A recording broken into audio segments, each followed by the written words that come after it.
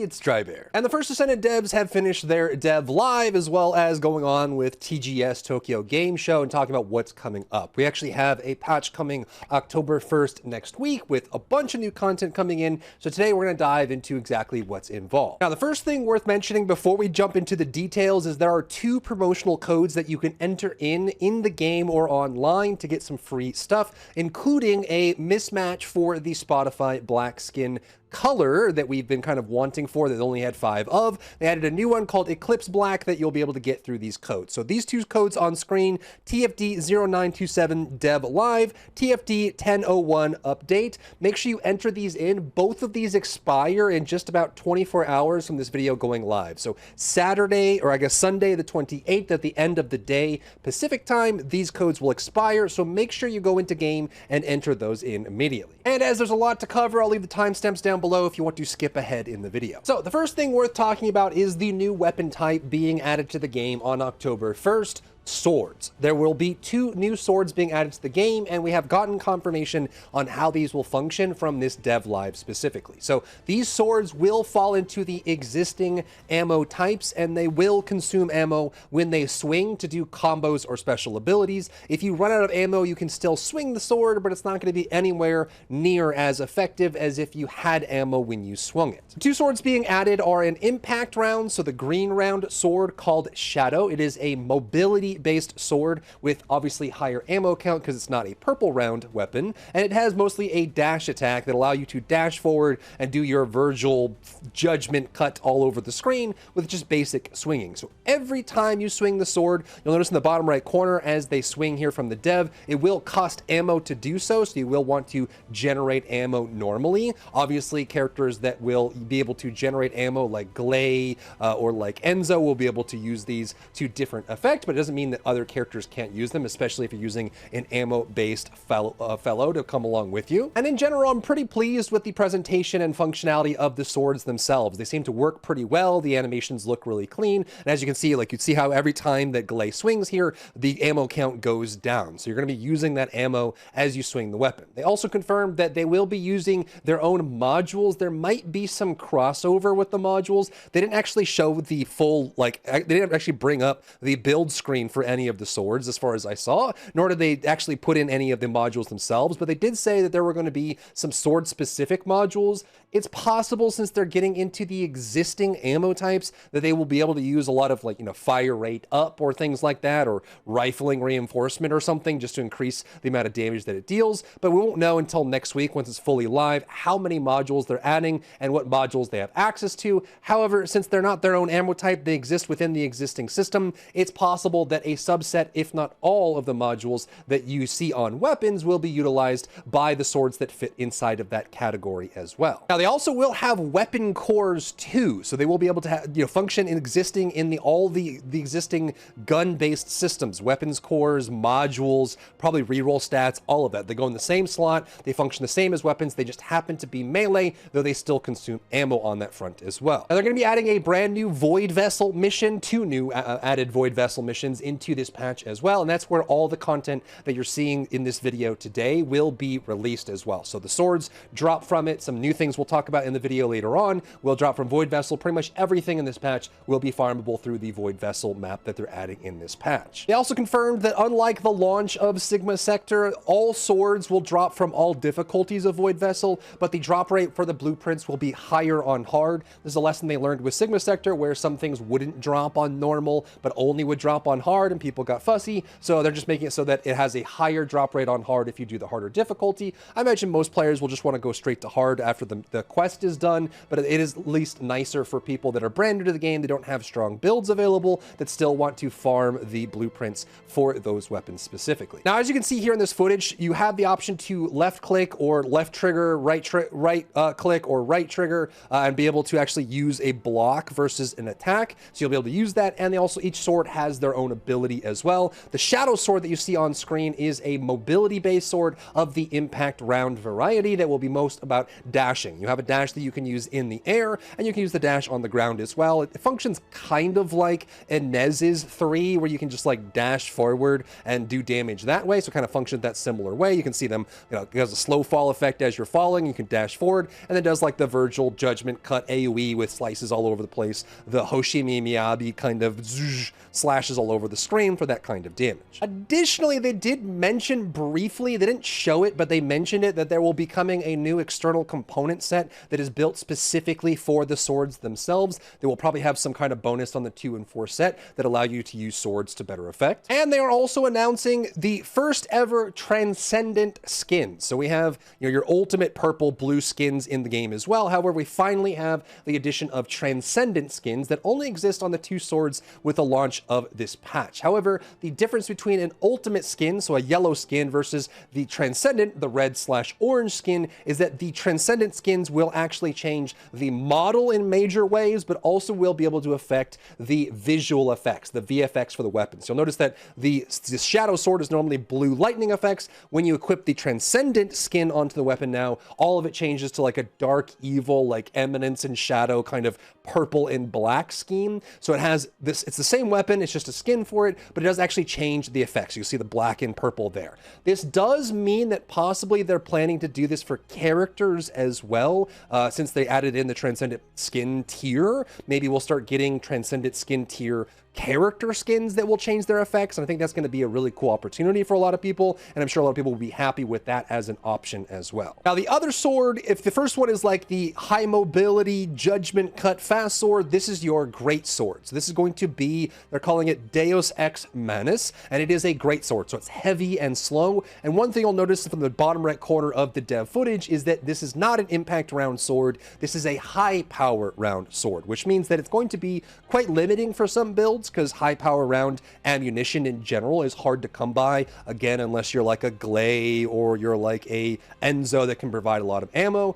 High power rounds tend to consume quite a lot, or obviously if you're like a Serena where you can switch and get ammo back that way. So in general, it's going to be a lot more limiting, but they want it to be a little bit more hefty and heavy powered. So this is going to be a high power round greatsword that they said you can bring out for attacking, big single target hits. For a lot of builds that don't rely on ammo, you probably will just switch to this for single target. However, there likely will be many builds like Enzo or Glay where you just run around swinging this thing infinitely just because you can. And I think that's going to be a really cool opportunity for a lot of builds to play along with this. Now, the swords do have their own hit chain, so they'll go through a basic attack chain as you would expect for melee weapons, and they do have the ability to roll or animation cancel out of the swings as well. But since they're kind of functioning like a short range gun, right? They have ammunition, they use the same modules, they use the same ammunition that we have from across all, like, they're, one sword is green ammo, one sword is purple ammo. It fits into the same ecosystem. It's probably going to feel just like that, but I think overall it's a pretty good implementation. Let me know what you think about the state of swords and what they look like down below in the comments. And just like with the shadow sword, there are skins for the great sword. You see there's a claymore skin, like old school medieval claymore skin, and yes, there is also a new Transcendent tier skin for the Deus Ex Manus, which makes it turn into a giant axe with an engine on it with fire effects all over the place. It's actually really cool. So you can see this one here. It's this giant, it almost looks like it's straight out of Lies of P, but you have this giant axe thing with a jet engine on the back, and as you swing it, you'll see flames and sparks and like forge icons and things like that. I think that is a really cool addition, and I really do hope that they end up extending these Transcendent tier skins to more than just swords into the future. Next up, we talked about all of these things in this patch coming from the new Void Vessel mission, and that is what they're showing off here. So you can see there's already a change to the world map where they, instead of doing the collapsible down at the bottom or having to go to a station like you do in Albion, the first thing to notice is the icons are on the right side of the world map, which is a nice change. And these are the two new zones here, the assumed bridge zone and the medium-sized facility zone, though it's possible the assumed bridge will not launch with this patch. It's just shown here because the only one they showed was the medium-sized facility zone. But it's basically a larger version of the existing Void Vessel with a lot more mobs and enemies, and the final boss, which is a brand new enemy type, a new commander that we can face inside of the game. He will also be using a sword. So if you wanted to have a sword battle at the end of the Void Vessel, you will be able to do so.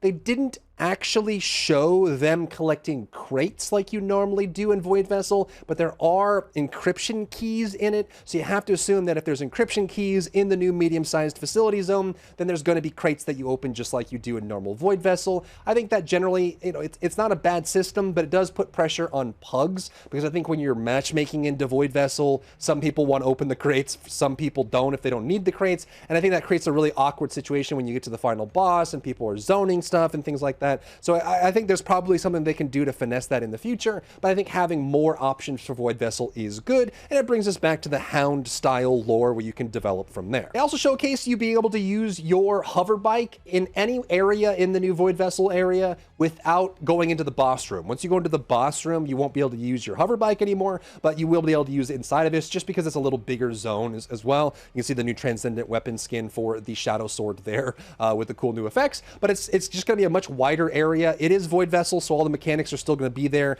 You're going to see the arcade shields and the weapon shields and those kind of things, and the enemies are going to be a little bit stronger than before, but it's going to be our new playground for all the new stuff that drops in the new patch. And again, as I mentioned, the new boss has a sword, and they actually have some dash attacks and some slicing. They're called the Arcade Assassin, ooh, but you'll see them kind of have their cool little samurai hat, and they'll come out and start swinging swords and dealing damage that way, but I think it fits with the whole theme of the patch. Next, they're adding 3 new trigger modules. The first one is Supply Fortress. So if you have a barrier type skill like Ajax, for example, you'll be able to activate this, which will give you rounds based on whatever weapon you have equipped. This might help with some of the tankier characters like Ajax or Kyle being able to actually generate rounds for the new swords if you wanted to be like a bruiser brawler out there with a sword. And it also will increase the damage that that skill does when you activate it. The next one is called Wave Eruption, and this one is used for emission type skills, so like channeled skills. It is a stacking skill that as you deal damage with a channeled skill, you'll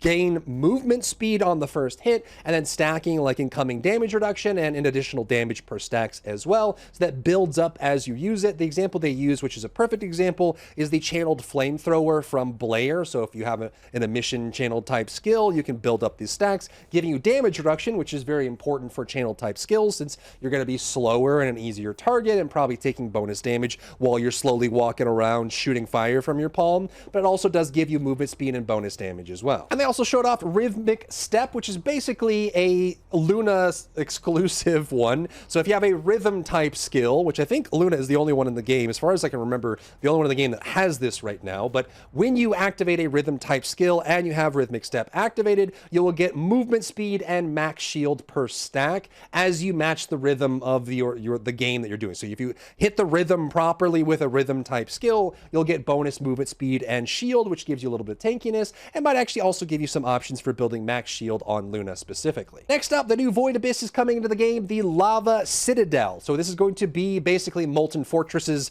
Void Abyss version and is going to be a fire attribute, which means it's going to be weak to chill. Personally, as much as I loved Stormhanger, I'm going to be glad for a boss that actually sits on the ground and has a hitbox that doesn't float into the ether constantly. It was fun to do Stormhanger. Stormhanger still so far has been the best skins in my opinion. Like Stormhanger and Defiler probably have the best skins so far as far as like the look of them, but I am kind of over shooting at a floating object in the sky that spirals around and their hitbox is constantly missing or projectiles miss all the time, so it's going to be nice for that as well. They also did show off the arena, which is this giant, it all kind of reminds me of like the old Demon King in Dark Souls 2, where it's just a giant lava pit, there's a volcano in the background, so we actually have a skybox that isn't just gray squares floating in the distance. There's an actual volcano there, there's smoke and billowing fire and flames all over the place, there's lava all over the place, and it does seem like a really cool arena that fits the Lava Citadel as well. You can see he's got some leaky things underneath where lava comes out. He's got a whole bunch of AoE mechanics as well, and just like Molten Fortress,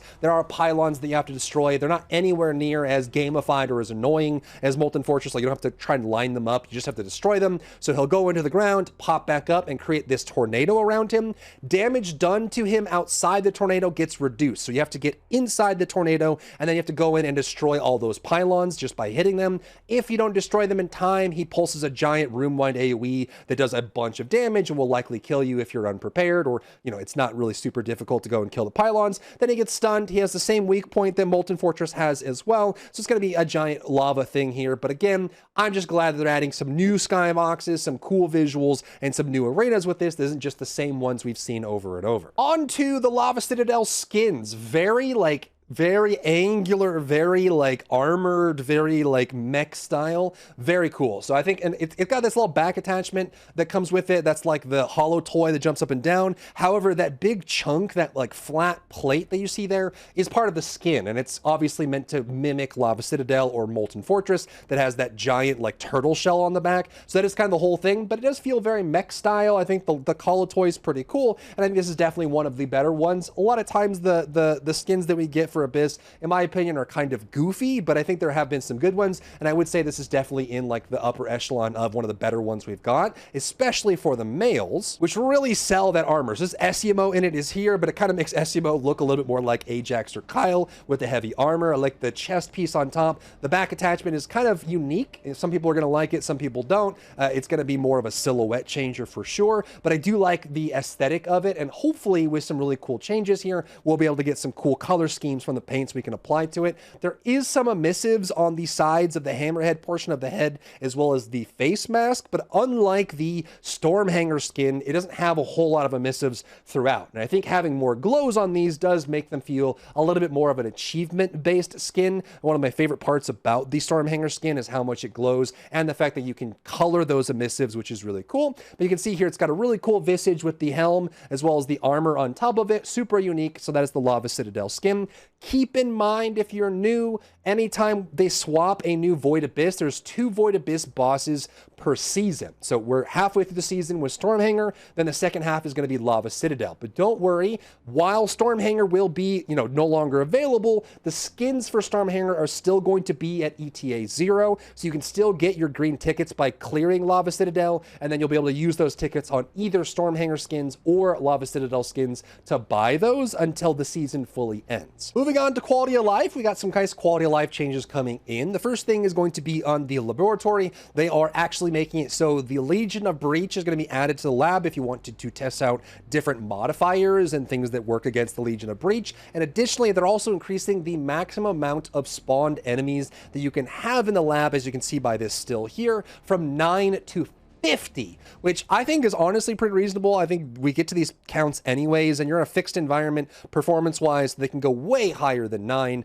at least in the game here, since there's nothing else on screen other than the things that you spawn. But you can increase the amount of enemies that you spawn here for more AoE testing and general testing to 50, and you'll also be able to use the Legion of Breach as spawn as well. Additionally, for whatever reason, they're doubling down on the purple weapon cores staying in the game. They will be adding Legion of Breach to the rolls on the purple weapon cores, so now you can do all 4 Legion types. If you really wanted to put a purple weapon core on your weapon, it's pretty much only really for like potentially Axion Planes, because then you can put it just for the Legion of Breach, or potentially for Void Erosion, where you know that the final stage is going to be a specific Legion. You can put that on there. However, for the most part, no one really runs purple weapon cores just because there's other options that are better. Next up, some pretty spicy changes to the way the core game functions. In the new patch, you'll be able to go to right next to Anais, Anais, and you'll go to the shaping device, and this is actually just a device that you'll go to just open Amorphous. Like, you don't have to go do the activities. Once you get the Amorphous,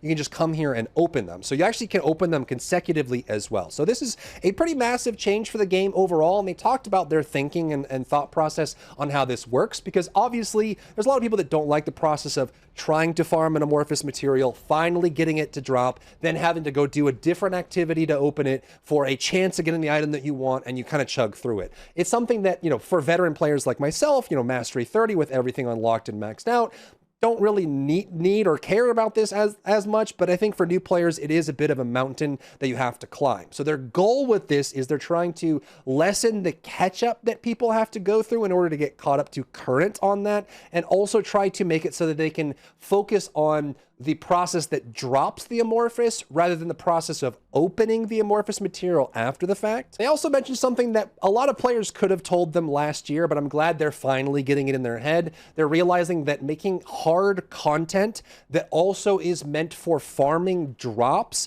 is never a good idea, right? So you wouldn't want like Void Abyss clearing the Void Abyss boss to be the thing that drops the new Fellow blueprint, right? So like they've done this in the past many times. They've been scolded for it many times by the player base, but in general, you want the challenge, difficult content to be more about achievement and testing your build, and have other activities that are a little bit more repeatable, the ones that allow you to get the loot that you're looking for. So what they're doing with this is they're going to be making a rework to the hard mode Void Abyss, Void Intercept, like Colossus battles next year. So 2026, not this year, but they said that they want to rework the hard battles. They liked how difficult it was to do these in the past, but after enemies like Gluttony, it got really weird because a lot of times people were farming Gluttony to get their Peacemaker or something, but then, people were really underleveled or undergeared or weren't prepared for it, and so people were going in trying to get carried because they were trying to get the loot. They weren't in the mindset of doing a difficult challenge,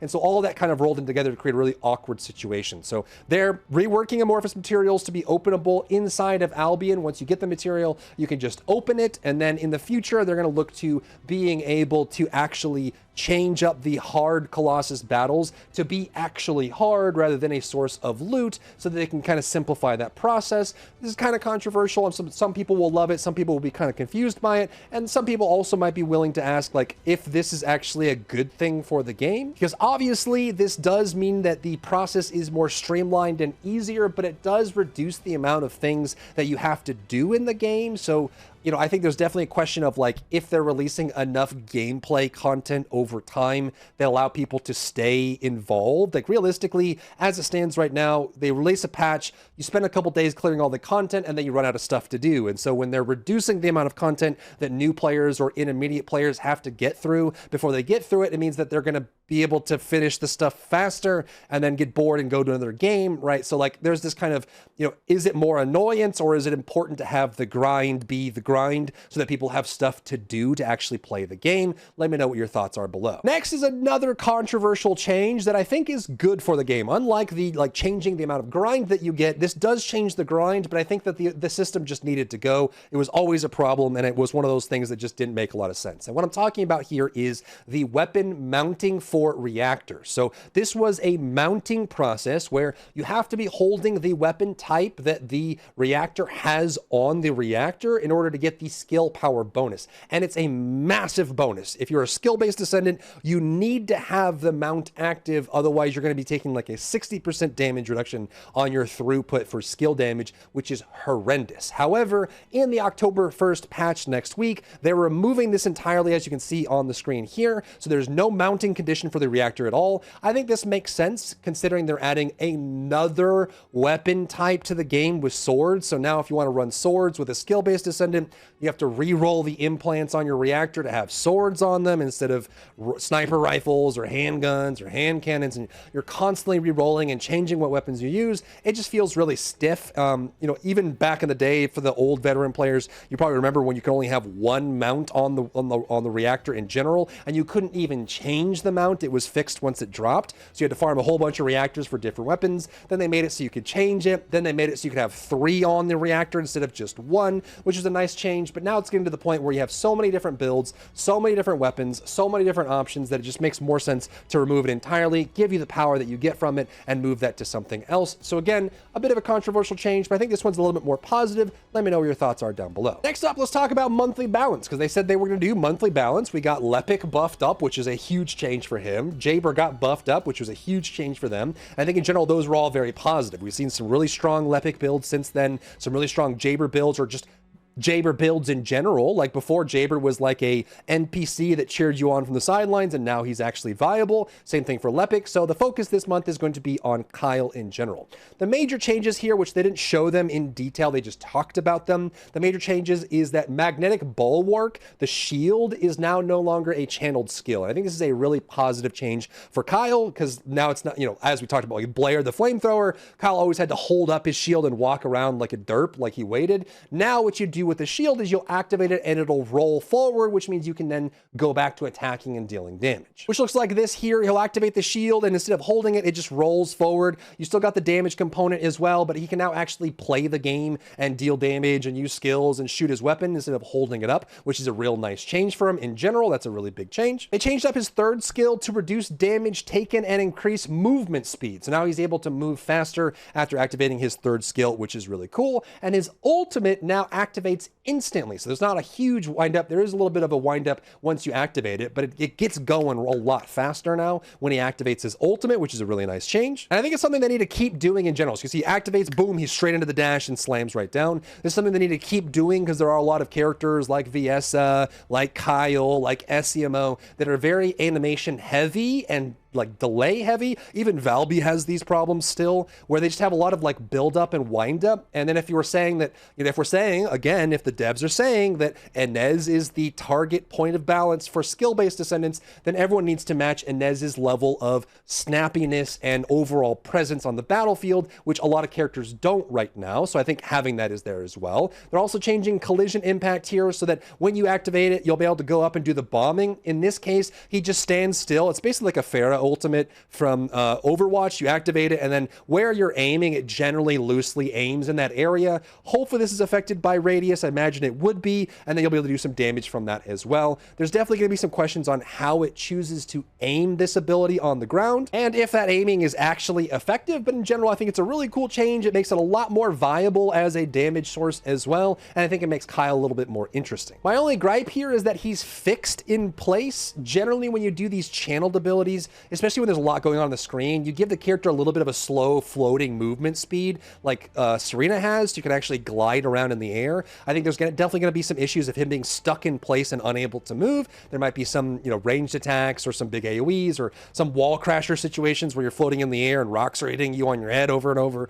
So I think generally when you do these kinds of abilities, you tend to give them a little bit of motion so it feels better, especially on controllers, so you're not stuck there. But I think it is kind of an interesting change that might build some really cool options for Kyle as a builder. Now, they didn't show any of the other balance changes, but they mentioned them. So on top of Kyle getting buffs this patch, we're also going to see buffs for Ajax, SEMO, and Bunny in general. So for Ajax, they're buffing the skill power that he has and also the weapon buff that he has inside of his dome. So those are going up as well, just to give him more damage output. I think in general, even when you max out damage, given like, again, if we're saying that Inez is the skill descendant point of balance, Ajax doesn't come anywhere close to that. Even jumping jacks or like the void erosion, the void explosion thing that he has, that still pales in comparison to Inez as far as reach and output. Again, if we're talking about the equation of opportunity cost, if Ajax is going to have a shorter range, then his explosion should do more damage than Inez by comparison. So they're going to be increasing his skill power and his weapon buff as well. They're also doing an increase to SEMO, which they loosely described as a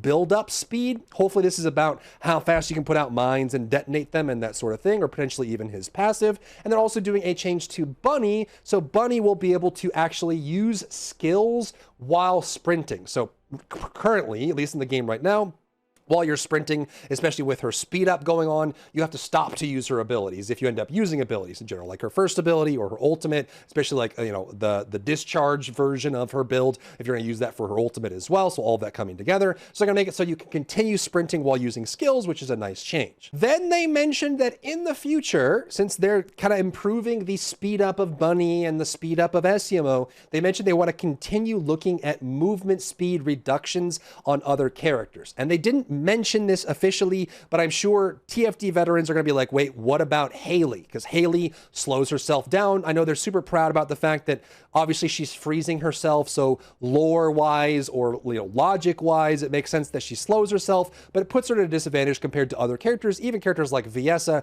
who also freeze themselves but don't get slowed down. With Galay losing her movement speed reduction, Bunny can now use skills while sprinting. There's a question of like, okay, so what about Haley, right? Or other characters that have slows. If they're going to continue looking at movement speed, hopefully they end up looking at Haley as well, because while it's cool and thematic and very vibey for her to slow herself down from that, I think in general, just on a point of balance point, I think Haley probably does need to have that slow greatly reduced or just completely removed. Next, let's talk about cosmetics and events. The first one is going to be this sword pass, which you know, I think is also kind of controversial. So this is essentially a mini battle pass that they're launching in the middle of the season that will have a caliber price on it as well. So as you can see on the screen, it's on the battle pass screen. There's going to be a new button at the bottom right that says Sword Pass, and this one will be purchased with caliber. It will have its own challenges that you'll complete. So it's basically a short version, a mini battle pass that you'll have to buy for caliber. And inside of it is, you know, resources,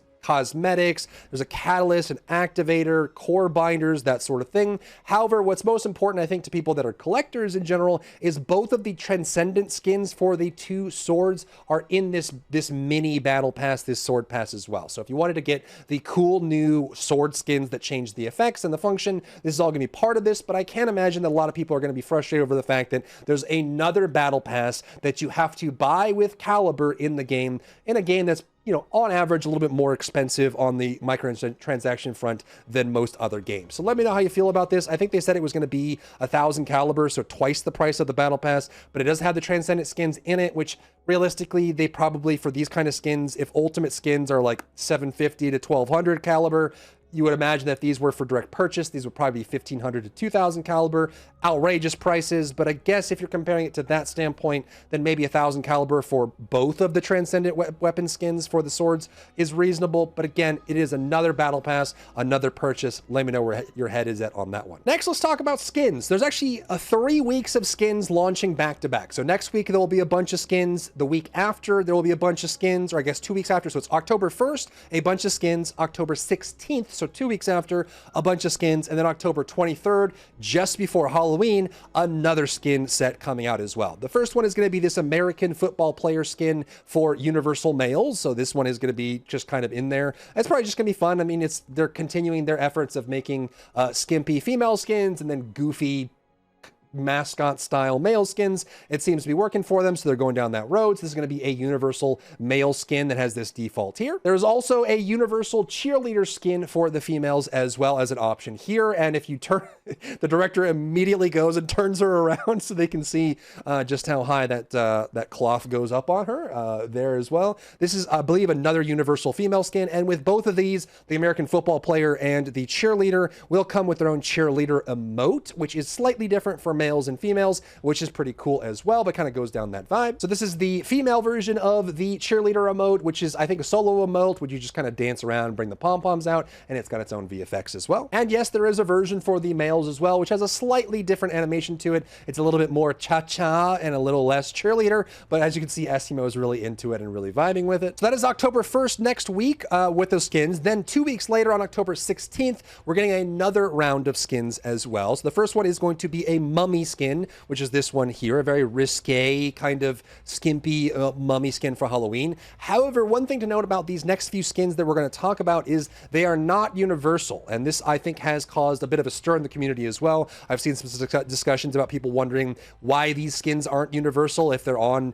you know, generally a lot of the females in the game and males in the game have the same proportions and body size, plus or minus a few outstanding characters like Haley or Serena in general, but these are going to be limited to a few characters. So the first one here with the mummy skin, this one is going to be only available for Glay, Haley, and Inez. So only those 3 characters will be able to use it as an option. So showing it off here on Glay in general, but this will only be for Glay, Haley, and Inez. Next, there's that succubus emote, which they showed off earlier in the year for the Halloween as well, which is this one here. Again, not a universal skin. This is going to be only for Serena, Bunny, Sharon, and Nell as an option. So limited to only those 4 characters that can use this succubus skin. However, there is a male Halloween skin, which is a Frankenstein creature skin, which I believe this one is actually universal. So it's only the female characters that are going to be limited, the 3 characters for the mummy skin, the 4 characters for the succubus skin, but it seems that the Frankenstein skin here, which is kind of a mech version of Frankenstein, which is going to be available universally for all the males. Then a week later on October 23rd, there will be another kind of like festive skin for Halloween, which is going to be a sexy maid.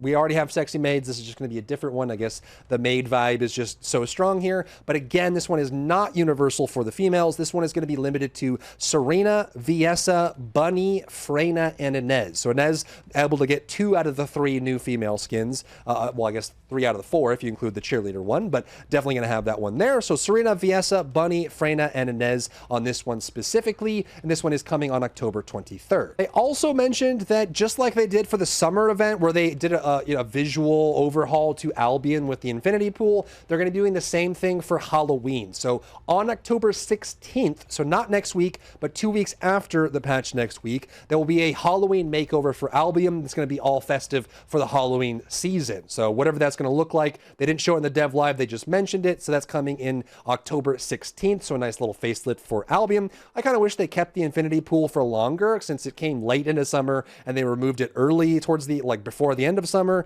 I kind of wish they kept it for another patch cycle or two, but getting an Albion Halloween is going to be pretty cool. Next, there's some new events coming into the game, which is pretty interesting. There's not any, there's no actual, as far as I saw, there wasn't any actual situations where you could find a one of the implants that allows you to transfer progress. So the photon analyzer, whatever it is, there's none of those in here that I saw. There's just generally good usage. The first one is going to be this new sector exploration option, which will include a shadow blueprint box and a Deus Ex Manus blueprint box. So just like we had with Axion Plains for Nell and for Luna, you will have a blueprint box that will allow you to select and give you a little bit of pity reduction for the 2 new swords that'll have that and some new things there. There's also a new login event coming online as well. That's going to be worth keeping track of. Again, nothing like crazy out of the ordinary, but it is worth kind of knowing that these things are coming on, so something new to look forward to. There's emotes, sieves, UI themes, energy activators, catalysts, but again, I don't see any photon imprinters in here, which in my opinion are the thing I look out for most when we're talking about the events. I complete them all anyways, but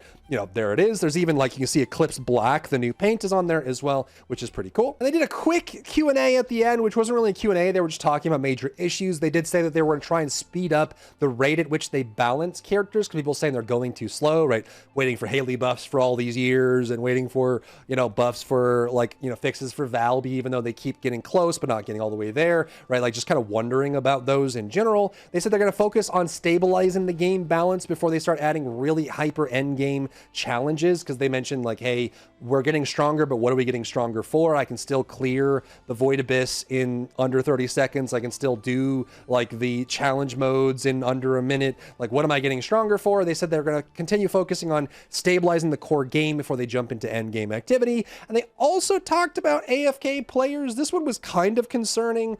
They said that they wanted to look into more aggressive options to deal with AFK players. A lot of the solutions they suggested concern me in general. They mentioned doing, if you get reported for AFK too many times in a sequence, you get forced a title on your character that labels you as an AFK player, and it has a time limit before that goes away. And so they're hoping that the social pressure will prevent you from AFKing if you get marked as one of the bad ones because of this. That one I feel has a lot of connotation to it, and it makes me uncomfortable because what if you get false reports or people start weaponizing reports? If they don't like you, they start reporting you and you get this title forced on you, and then people start dodging your queues or whatever.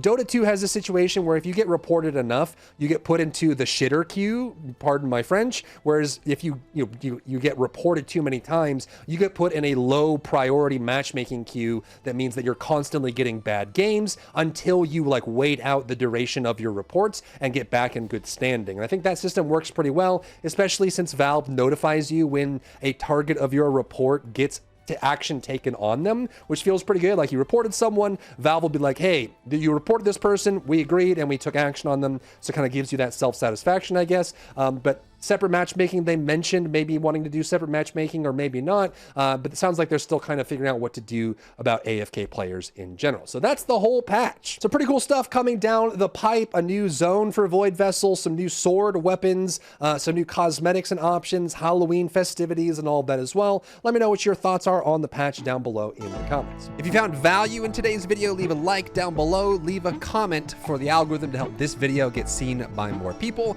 and don't forget to check out my other channels for other content and other stuff and other things.